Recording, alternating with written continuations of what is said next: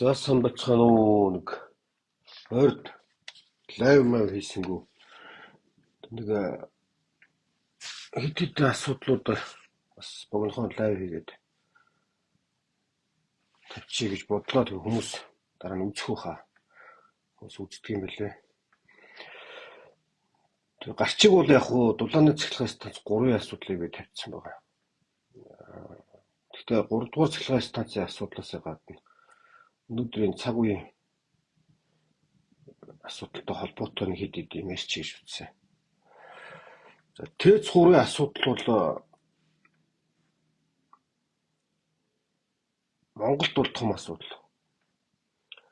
Нэлээд том асуудал мөн олон улсад бол тийм их том асуудал бол ерөөсөө огтосоо биш. Тэгээ Монголын хэмжээнд бол одоо том 50 мегаватт эрчим хүч гэдэг бол том эрчим хүч. За ТЭЦ 3-ын эрчим хүчийг л энэ голдуу яриад байна л да. ТЭЦ 3 бол ганцхан эрчим хүч үйлдвэрлэдэг байгаа биш. Бас дулаан үйлдвэрлэдэг байгаа. Дулаан үйлдвэрлэлийн хувьд бол өнөөдөр нийслэл Улаанбаатар хотын нийт үйлдвэрлэж байгаа дулааны 32% орчмыг хангаж байна. Тийм ээ. 680 мегаватт хэмжээний дулаан үйлдвэрлэдэг нэг жилдээ. Энэ нь болохоор Улаанбаатар хотын дулааны хангамжийн 32%-ийг нийлүүлдэг. За суурьлуулагдсан хүчин чадал нь бол одоо 580-аас 600 орчим 680 мегаватт орчим байдаг. Тэгээ ерөнхийдөө бол бүтэн хүчин чадлаар ажиллаж байсан. За эндээс одоо бол төвийн бүс Улаанбаатар хотын төвийн бүстэй Хангуул, Баянгуул, Сүхбаатар, Чингэлтэй гэдэг сонгон найрхан дүүргүүдэд одоо хэрэглээний холборт бол хийгдсэн хангаж байдаг. За баруун бүс рүү бол тэр баруун бүс чинээр байсан амгалангийн дулааны станц дээр ингээд ажиллаж байгаа. Тэгэхээр энэ өвөл хэрвээ энэ турбины асуудлыг шийдэж чадахгүй бол хотоо яаж за тог нь бол болгочихно. Тэр сайд нар нь ярьсан байна лээ. Хятадаас бол яг авчих боломжтой. 50 мегаватт эрчим хүчийг гаднаас авдаг юм байна. За мэдээж бол Оросоос бол авч чадахгүй. Оросоос орж иж байгаа эрчим хүчний төв шугам бол өөрөө шугамын хүчин чадлаа бүтэн 100% ингээ авч байгаа. Тэрнээс илүү өндөр хэмжээний эрчим хүч нийлүүлэх боломжгүй. Тэгсэн одоо энэтэй зэрэгцээд хэд хэдэн мэдээлэл явдаг. Бүгдээр харсан баг. Тэгээд энэ мэдээллүүдийг харж байгаа нэг зүгээр яг хувийн хувьд хардлага төрөддөг. Энэ 50 мегаваттын турбин дэлбэрээд сая шатаад ингээд осол болж байгаа нь болохоор гадны нөлөөтэй байх үү дээ. Би шууд дандаа тэгж харж байгаа. Гадны нөлөөтэй байх вэ. Яга гадны нөлөөтэй гэхлээр Оросын холбооны улс ТЭЦ 3-ын өргөтгөлийг хийж өгөөгээд 3-4 удаа санал тавьсан бэлтгэл бид өнөөдөр санаж байгаа. Анхны санал нь бол одоос 13 жилийн өмнө орж ирсэн байдаг. Тухайн үед 300 орчим сая долларын санал тавьсан байдаг. За тэрнээс хойш одоо Оросын холбооны улсын дэд сайд мэд шадар сайд эмэгтэй дээр дамжаад саналууд орж ирээ. Сүүл Путинийг ирэхийн үед Монгол улсад хамгийн сүүлийн айлчлал хийж явах үед 1.4 тэрбум евро болж хувирсан байдаг. Тэгээ энэ дээр бас бид нар айгүй анхааралтай харах хэрэгтэй байхгүй. 1.4 тэрбум евро гэдэг бол одоо энэ хөрөнгөөр ТЭЦ 4-ийн хэмжээний 3 шиг цэглэгээ станц байх хөнгө байхгүй юу? Энэ бол ТЭЦ 3-ын хэмжээний болохоор 4-5 цэглэгээ станц байх мөнгө байхгүй юм чи. Жижиг мөнгө биш ч тийм. Зүгээр л ингээд санаандгүй ярьдаг тийм зүйл биш. Энэ миний лайв гацаад байна уу? Лайв гацж байна яаж юм манайхан бичээдгөр. Тэгэд энэ мөнгө бол тийм бага мөнгө биш нэгдүгээрт. Хоёрдугаарт өнөөдрийн Оросын холбооны улс бол энэ цахилгаан станцын эрчим хүчний үйлдвэрлэлтэй холбоотой бүхэл төрлийн турбин бол үйлдвэрлэдэг улс биш. Энийг үйлдвэрлэж чадахгүй. Оросууд өөрсдөө гадаадаас худалдаж авдаг. Эдгээр турбин битгээл нэг том хэмжээний бочивник үйлдвэрлэж чадахгүй шүү дээ. Бочивник гэдэг бид нар бол шарик гэж нэрлэдэг тийм холиловч. Тийм ийм үйлдвэрлэж чаддгүй. Зүгээр л одоо энгийнээр харахад хэлэхэд бол 2022 онд 2 дугаар сард Украинд дай хийгээд 20 арга хэмжээ тавигдсантай холбогдуулаад эдгээр Европын улсуудаас төмөр замын одоо вагонуудынхаа шааригнуудыг худалдаж авдаг байсан. Тэгээ бүх төрлийн шаариг худалдаж авдаг байсан. Энэ асуудлаас хоригт орсон. Тэгээ одоо тэр төмөр замын тээвэр нь ч гэсэн асуудалд орчин явж байгаа. Тэгээ бид бол одоо энийг Тэц гурийн асуудлыг ер нь богино хугацаанд шийдэх боломжтой ус мөн үгүй мөн. Чадна энийг бид Орос мостой хамаахгүйгээр өөрсдөө хийж чадна. Нэг макстай 100 орчим сая долларын асуудал шүү дээ. Нэг жижиг юм баггүй. Монголчуудын хувьд бол энэ бол том проблемтай асуудал юм шиг харагдаад байгаа боловч яг энэ гадаад талаас харах юм бол энэ бол зүгээр уурын зүг шүү дээ. Нэг тэнцвэртэй биш байхгүй жижиг асуудал байхгүй. Тэгэхээр энэ уурын зуухын хэмжээний турбин эсвэл энэ технологи таарсан турбиныг нь үйлдвэрлээд худалдаж аваад ингээд авчираа тавих боломж байгаа. За тэгээд энэ Оросын их орончт буюу тийм Монголд хань босоо хэвтэй ингээд 9 шидийн байгууллагууд тэдний нөхдүүдийн бичиж байгаа юмудыг ингээд харахад одоо илт Оросын талыг барьж бичиж байна л да. Энэ би тэгэд нөгөө нэг сая лавийнхаа ихэнд хэлж байгаа шүү дээ. Би энэ Оросууд санаатаагаар ингээд хорлон сүтгэх ажиллагаа хийцэн биш байгааг би хардаад байгаа гэж. Тэгэхээр энэ харын манарт улам нэмэгдүүлээд байгаа байхгүй. Хэрвээ Оросууд энэ 1.3 тэрбум еврогоор хэрвээ энэ хөрөнгө оруулалт хийсэн ч гэсэн ялгаа байхгүй. Энэ дулааны цэцлэгээс тас 3-ын турбинууд нь бүгдээрээ Оросууд үйлдвэрлэдэг турбин ирнэ. Ягаад гэхээр чинь өөрсдөө үйлдвэрлэдэг ус байхгүй. Монгол улсын бол худалдаа авах ажиллагааны тухай хуулиуд засгийн газрын төрийн болон орон нутгийн компаниудын худалдаа авах ажиллагааны бүхэл хуулиудаар энэ яаралтай горим гэдэг юм бол тендер зарлахгүйгээр яаралтайгаар хийж болдог байхгүй. Зэрэгээрээ хийлтэй. Энэ асуудлаа шийдэлтэй чинь нэг тийм сүртэй хүнд асуудал бол биш шүү дээ. Тэгээ тийм том уурын зуух мөх биш байхгүй чинь жижиг байхгүй. 50 мегаваттын эрчим хүч үйлдвэрлээд тэгээ засаж масаж асуудлуудыг энэ богино хугацаанд шийдвэрлээд тийм энэ өвлийн яг оргил ачаалтыг хэлхээс өмнө дулаанаараа хангалттай. Улаанбаатарын иргэдээ тэгээд яаж өвлжүүлэх гээд байгаа юм. Солиотын яриад байгаа юм. Тог бол ирчтгэл юм байна. Тогноос ч гадна дулаанаараа яах гэдэг. Монгол улс бол сүүлийн 8 жилийн хугацаанд маш олон цахилгаан станцуудын төслийг гацаасан. Нөхдүүд өнөөдөр Монгол улсын их мэдлэлд байгаа. Үргэлжлээд явж байгаа. За оюун эрдэнэ огцорсон гэлээ ч гэсэн Монгол ардын нам үргэлжлсэн хэвээрээ байгаа. Эдгээр бол өнгөрсөн хугацаанд маш олон цахилгаан станцуудын асуудлыг шийдэх хэмжээний хөрөнгө оруулалт мөнгүүдийг салхинд хэсгэж идэж ууж дуусгасан. Зүгээр энэ шахмал түвштэй холбоотой цэвэр агарын сангийн энд зарцуулсан хөрөнгүүдийг харахад хэд хэдэн цахилгаан станцын мөнгө зөвхөн энүүгээр ингээд дамжаад явцсан байгаа шүү дээ. Зөвхөн энүүгээр. За тэрнээс гадна ингээд баригдаад явж байсан хөрөнгө оруулалтын шийдвэрлэлд явж байсан үйл ажиллагааны эхлэхээ явж байсан цахилгаан станцуудын асуудлуудыг эдгээр гацаарсан. Зогсоосон. Ийм хорлонтой юм хийсэн эдгээр. Тэгээ одоо өнөөдөр ингээд хор гайгийн тэгээ Монгол улс даяар ингээд хүртэл явж байгаа юм байна. Тэгээ 50 мегаваттын эрчим хүчний хомсдлоос үүдээд маш олон газруудад тэгээ үйлдвэрлэлүүд явагдаж чадахгүй байгаа. Маш олон газруудад цахилгаан эрчим хүчний доголдол хомсдлууд үүссэн байгаа. Ер нь бол хүнд байгаа. Ер нь бол Монгол улсын эрчим хүчний хэрэглээ бас жилээс жилд ингээд өснө нэмэгдэлтэй байдаг. Өсөх ёстой угаасаа эдийн засгийн хэлж байгаа бол хүн амын тоомоогоор харьцуулаад бүх талаасаа ингээд харахад эрчим хүчний хэрэглээ бол Монгол улсад болоог байгаа шүү дээ. Хамгийн богино хугацаанд гэдэг яаралтайгаар 1 жилийн хугацаанд 2 жилийн хугацаанд ойрын үед яаралтай нэгдэж байгаа ч гэдэг 1 тэрбум 1 гигабайт эрчим хүч хэрэгтэй шүү дээ. 1 гигабайт эрчим хүч яаралтай хэрэгтэй байгаа юм Монгол улсад. Тэгээд энэ дулааны асуудал ч гэсэн яг энэ тэгээ адилхан бас тулгымцсан асуудал мөн болсон байна. Ийм байдалд ингээд оруулчлаа Монгол улсыг. За тэр засгийн газар солигдох мөрөгдөх бол энэтэй бол огт падгүй. Тэр солигдол явдаг юм байгаа биз. Тийм ээ.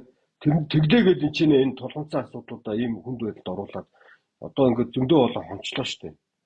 Ийм олон хончоод байхад ягаад гаргалгаануудаа гаргахгүй байгаа. Энэ цахилгаан станцыг өвлийн хүүтэн болохоос өмнө буцаага ажилуулад дулаан үйлдвэрлээд эрчим хүч үйлдвэрлэх бүрэн боломж байгаа шүү. Хууль эрх зүйн хүрээнд ч боломж нь байгаа. Хөрөнгө мөнгөний хувьд ч гэсэн энэ тийм хүнд асуудал бол биш. Энийг шийдэж болно. Хөл бүтэн улс шүү дээ бид нар. За тэгээд нэг ийм байр суурийг ингээд илэрхийлээд та бүхэнтэйгээ саналаа хуваалцах гэсэн нэгт. Хоёрдугаарт бол одоо өнөөдрөөс эхлээд Монгол улсын дараагийн ерөнхий сайдын Замдан Шалтар гэдэг нөхрийг Монгол Ардын намын шийдвэрээр өргөн бариад одоо хилцэж чинь сая дөрвийн байгуулалтын байнгын хороогоор дэмжигдэж байна. За яг гоо ингээд засаг дараагийн шинэ засаг ерөнхий сайд томилогдоод явах процесс бол одоо үндсэн хуулиар олгогдсон. Бүрэн эрхийн Монгол Ардын намд байдаг. За тэнд бол одоо хямбгаач нөлөөлөх бол үндсэн хууль төрч нөлөөлөх ямар ч эрх мэдэл бол байхгүй, болохгүй тий. Ямар нэгэн байдлаар одоо энэ Монгол улсын төр төсний залгамж халаа ингээд цаашаа шилжиж явах процесс бол хэн нэгэн бол нөлөөж болохгүй. Яг нь хувь хүний зүгээс ингээ Замдан Шалтар гэдэг хүнийг харахад Монгол улсын ерөнхий сайд гэдэг гүйцэтгэх засгийн тэргүүн хийж явах чадвартай хүн үү би үнэхээр голж байгаа. Үнэхээр ихтгэл хүрсэнгүй эдийн засаг бол маш хүнд байдалд орж байгаа. Маш хүнд байдал гэдгийг бол одоо за яг би газар яриад байгаа юм биш. Ер нь бол маш олон хүмүүс ярьж байна. Их хурлын гишүүд ярьж байна, эдийн засгч нар ярьж байна. За тэр хүнд байдлын юуг нь хүнд байдалд орсон гэж яриад байгаа юм бэ гэхлээр яг одоогийн байдлаар төсөв ойролцоогоор 1.2 их найт төгрөг тасалдсан явж байна. Энэ мэдээж шинэ засгийн газар гарч ирээд 15-6 сайд мэттэй болоод явах юм таамаглуудад харагдаж байна. Тэгээд тэрнгүүрээ явсан ч гэсэн төсвийн дутагдлаа хийх байх. Тэглээгээд төсөв тутна. Төсвийн дутагдлаа эдгээр засахын тулд дандаа иргэдийн халаас руу дайрдаг. Тэр үйлдэлийг бити хийгээсэй гэж бодож байна. Тийм ээ. Өнөөдөр энэ аюун эрдэнэ гэдэг хүн чинь муулаад байгаа юм биш. Энэ хүнийг муулаад байгаа юм биш. Энэ институцийг бүгд бүтэн Монгол улсын засгийн газар гэдэг чинь одоо улсын хэмжээнд бодлого бодож боловсруулж гүйцэтгэх хамгийн том эрх мэдэлтэр байсан. Ер нь бол Монголын түүхэнд байгаа хамгийн урт хугацаагаар ерөнхий сайд хийлээ, хамгийн их хөрөнгө мөнгөтэй байлаа, хамгийн их эрх мэдэлтэй байлаа. Тэгээ энэ хугацаанд болохоор Монгол улс түүхэндээ ийм их орлого олж байгаагүй. Сүүлийн 4-5 жилийн хугацаанд бол маш их орлого олсон. Орлогын хэмжээ бол үнэхээр гайхамшигтай их болсон. Дахиж ийм орлогын төвшөндөө очих гэж бид нар нэлээд их цаг хугацаа алдах байх. За тэгээд энэ их орлого олж явах үедээ асар их үлгэн зарлагаас болж маш их хулгай хийгдсэн. Ерөөсөө маш их хулгай явагдсан. Тэгээ энэ хулгай хор гайгаар одоо эдийн засгт учирч байгаа хохирол нь 2-3 жил үргэлжлэнэ. Дахиад доллар өснө. Дахиад энэ дулаан цахилгааны хүн өснө. Дахиад энэ тэр нефть, шатхуун, бензин, түлш, дизелийн бүх юмний чинь үн өснө. Угаасаа ийм сонголттой болсон байна. Тэгэд энийг харин яаж багаар гаргах вэ гэсэн чинь яг энэ удаагийн гүйцэтгэх засгийн тэргүүн дээр арай нэг чадварлаг. Тэгэд энэ нэг болж байгаа учрах зөв ёсны учрах нь тодорхой болсон байгаа энэ асуудлуудыг шийдэх чадвартай эдийн засгийн өргөн мэдлэгтэй тийм хүн Монгол Ардын нам санал болгох байх гэж эцнийдээ их бишгүй хүлээж горьдлоо. Харамсалтай тэгсэнгүй. За тэгэд ямар нөхдүүдээр одоо яам танхимаа бүрдүүлэхийг бол хийж мэдэхгүй байна. Тэгээ энэ хүний хийжсэн Замдан Шалтар гэдэг хүний хийжсэн олон Монгол улс эдийн засаг нийгмийн эсрэг хийжсэн маш олон суур алдаануудаас болоод үүдэлтэйгээр өнөөдөр Монгол улсын эдийн засаг аюул хорлонтой байдалд орсон байна. Гадаадын хөрөнгө оруулалтаас ахуулаад дотоодын аж ахуй нэгж байгууллагууд, компаниудад дээр ингээ хорлонтой маш олон үйлдэлүүдийг хийсэн хүн байдаг. Тэгээ би бүр хуулиудын нэр төр тохиод ярьж болж байна тийм. Гадаадын хөрөнгө оруулалтын тухай хууль байна, уул уурхай ашиг болтуулалтын тухай хуулиуд байна. Урт нэртэй хууль байна, гинтийн ашигын татварын хууль байна. За төрийн болон орон нутгийн өмчт компаниудын засаглалын хуулиуд байна. За тэгэд олондоо энэ одоо нөгөө засаг захиргаан нэгж түүний удирдлагын тухай хууль байна. Тэрнгээр дамжуулаад энэ одоо өнөөдөр тэр төрийн байгуулалтын байнгын хороонд тэр хуулийг зөв мөртөөр ярьж л байна л дээ. Эрх мэдэл төвлөрөхтөр хэзээ зөв байдаггүй. Дэлхийн ертөнцийн тийм байгаагүй. Тэгээд нэг зүйл дээр бид нар анхаарал сайн бодоод олон талаас нь хэрсүү байгаад харах ёстой болчиход байгаа юм байна. Өнөөдөр 5 толгой бараг дампуурд шүү. Ер нь бол ойрын хугацаанд дампуурд руу явж байгаа шүү. Төрийн өмчт компани ийм л байдаг байхгүй юу? Төрийн нэрийн өмнөөс явж байгаа хүмүүс авилгал хулгай дээрэм тонуулаад хийдэг. Яг тэрний замаар явсан. Төрд бүх хүмчээ авч байгаа та нар бүгдээрээ баяжна гэд энэ битгий хууртаад байлт. Хизээ тийм байсан юм. Энэ дэлхийн ертөнцийн тэгж чадаагүй байхгүй юу? Хүн төрөлхтний төвд ерөөсөө тийм юм хийж чадаагүй. Бүгдийн төрдөө авч байгаа тэгж ерөөсөө аль нь ч хийж чадаагүй. Тэр одоо Арабын улсуудыг ярьдгийг. Арабын улсууд бол засаглалын хувьд бол монархи тогтолцоотой шүү дээ. Хаан засаглал байхгүй. Тэгээд тэд нар чинь энэ уул уурхайн компаниудаа болохоор хизээч өөрсдөө өдөрддөг шүү дээ. Олон улсын нэр хүндтэй том аутсорсинг хийгдсэн тийм чадварлаг баг авчиж өдөрдүүлдэг уул уурхайгаа. Тэр Норвегийг ярьдаг. Норвег жишээ нь хизээч бас нэг ч тэр Норвегийн улс төрчид тэнд оролцохгүй шүү дээ. Ямар ч эрх мэдэл байхгүй шүү дээ. Ерөөсөө юунд нь бол Норвегийн тэр баялагын сангийн хуулиудаас ингээ харж байхад бол сангийн сайд нь бол тэр тухайн жилийнхаа төсөвтөө зориулаад 2% дээр нь эрх мэдлээрээ шийдвэр гаргах боломжтой байлаа. Тэрөө төсөн өсвөн дутагдаад эдийн засгийн хүндрээд аюу хүнд байдалд орох юм бол тэр баялагын сангийнхын захин зарцуулалт дээр 2% төсөвгөө татах эрх мэдэл үүдээ. Бусдаар ямар ч эрх мэдэл байхгүй. Гэхдээ одоо хүртэл баялагын сангийнхаа эрх мэдэл тэгж оролцож исэн түүх байхгүй хамгийн гол нь. Нэг ч удаа оролцоогүй. 2% нь хизээч дотоодын зах зээл рүү татаагүй. Тэгжээч тэр одоо Норвегийн баялагын сан чинь дэлхийн хэмжээний аюу том аврах том төсөл боллоо шүү дээ. $2 давсан хэмжээний одоо хөрөнгөний үнэлгээтэй сан болцсон байгаа байхгүй.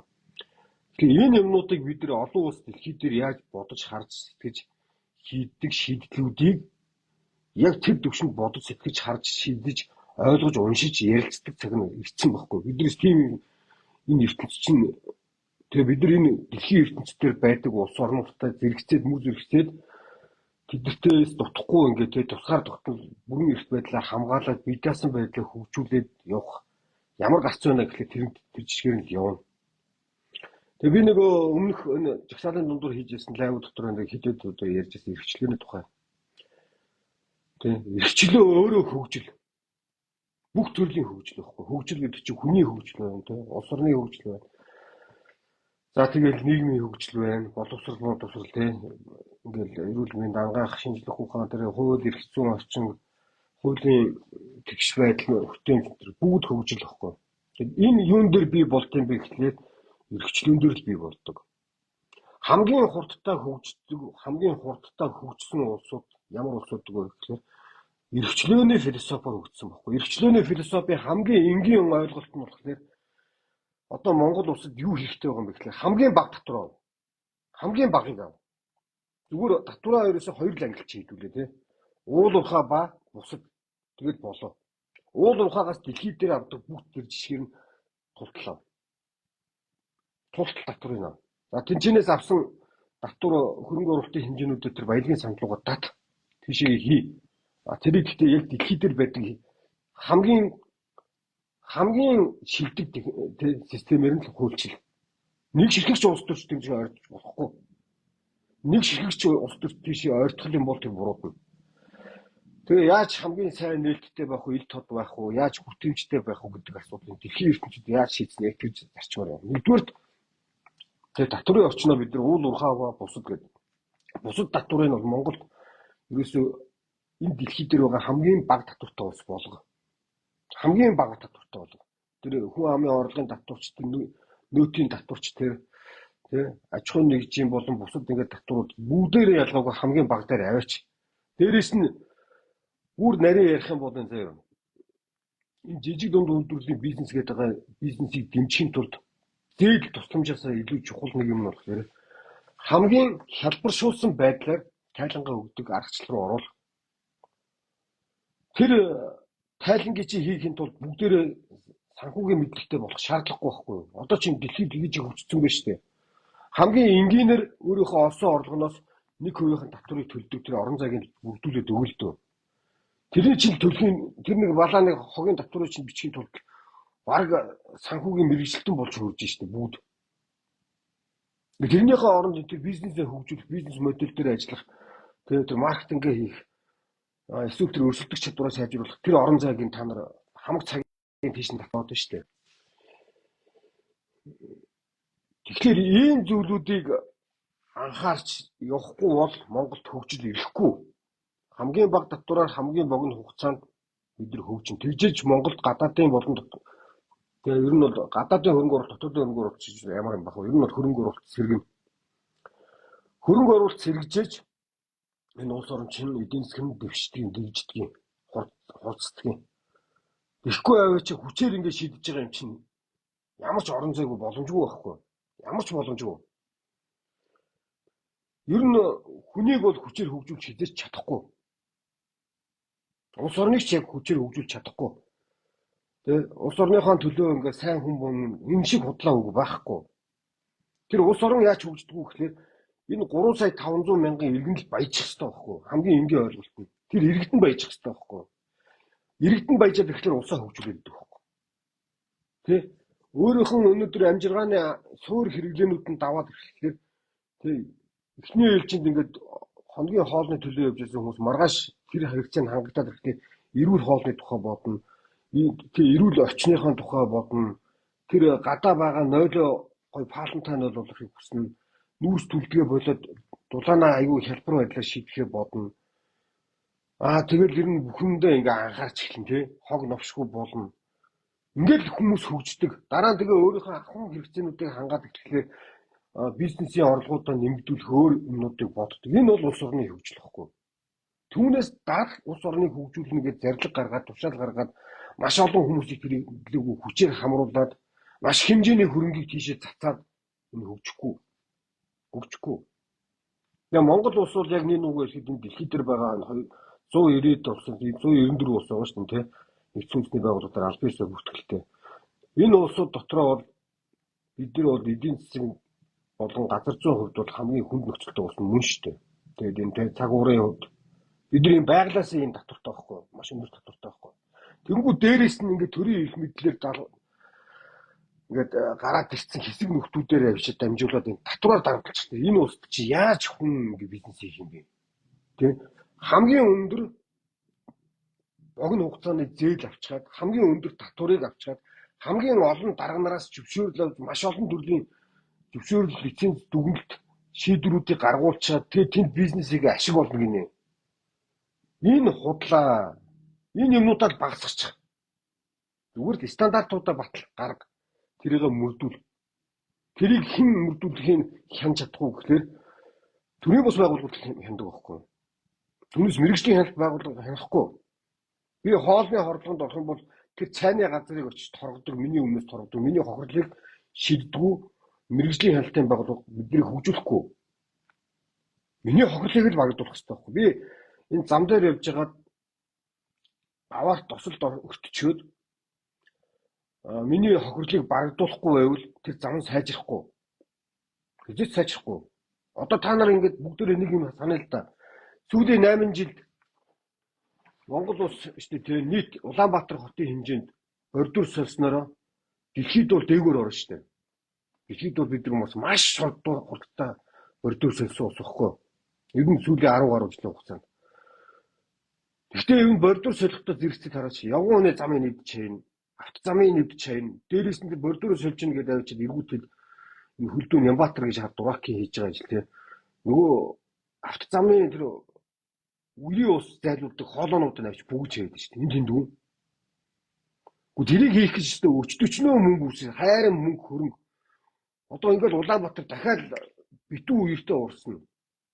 Тэгэл тэр сэлб бодыг янзлж ингээд бүгднийг дэлбэлж хийж шүү дээ. Юу ч ухаж сөнөөж шүү дээ. Чинь ерөөсөө энэ байгаль дэлхийн эсрэг энд Улаанбаатар дамжиж байгаа сая 500 сая 600 мянган иргэний бүгднийх нь эсрэг. Энэ яагаад ингэ өсөж байгаа юм бэ монголчуудад?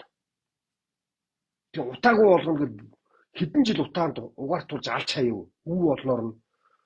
Одоо ингээл үер болно. Бүх ингэ жордлонгууд чинь тэр хороолын жордлонгууд чинь хотынхоо төв рүү улсаад ороод байна. Орж ирсэн улснууд нь шингэх газар байхгүй.